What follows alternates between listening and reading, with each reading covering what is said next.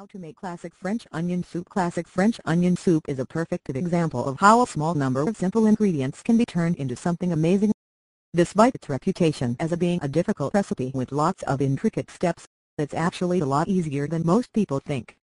Once you learn the basics, you'll be able to make this time-honored dish without even following a recipe.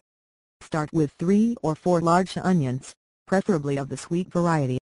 Other types will do, but the sweet ones are my favorites to work with. Slice them thinly, and toss them into a soup pot with some melted butter and olive oil. White both oil and butter. The butter adds flavor, and the olive oil stops the butter from burning. Next, add a bit of salt, some sprigs of fresh thyme, 2 or 3 crushed garlic cloves, and a splash of water, and turn up the heat. Starting with high heat and a little extra water will help drive the moisture out of the onions. This is the first step to getting them to that beautiful golden brown color that you are aiming for. Until the water is mostly gone, you won't be able to get to the temperature you need to start the caramelization process, because evaporation cools them down too much. However, once the onions are reduced in size and there isn't much liquid around them, you will need to turn down the heat to prevent them from burning. This is really the only tricky part to making French onion soup, and it is better to err on the side of caution and keep the heat low. That way the only bad thing that happens is that it takes longer to cook the onions. After the onions reach the desired color, darker is sweeter, you will need to deglaze them.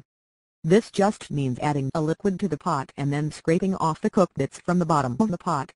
White wine is the best for this recipe, and what I do is toss a 1/4 cup of it in and use a wooden spoon to get the dark bits off the bottom. After the wine has been absorbed or evaporated, I repeat the process 3 times. This infuses a lot of flavor into the onions. After the deglazing, add the remaining ingredients. First, stir in a tablespoon or so of Dijon mustard, then add in another 1/2 cup of white wine. Last, add 2 quarts of beef stock, or if you want a lighter taste, add 1 quart each of beef and chicken stock. Bring the soup up to a simmer and leave it there for about 15 minutes. If you want to stop at this point, you will have a wonderful soup just the way it is. But if you want to go all out, you can add the baked cheese topping without too much trouble. First, slice some nice French bread. We may as well stay on theme, right? And some Gruyere cheese. You can use Swiss cheese instead if you like, but Gruyere is the classic choice. When the soup is done simmering, ladle it into oven-proof onion soup bowls that are sitting on a baking sheet. Add a slice of bread to each bowl and top with some cheese. Put everything under the broiler for a minute or so until the cheese is melted and is just starting to get brown on the edges. Be careful. Burning yourself on one of the bowls would be bad enough, but pouring piping hot soup down your front is altogether unpleasant.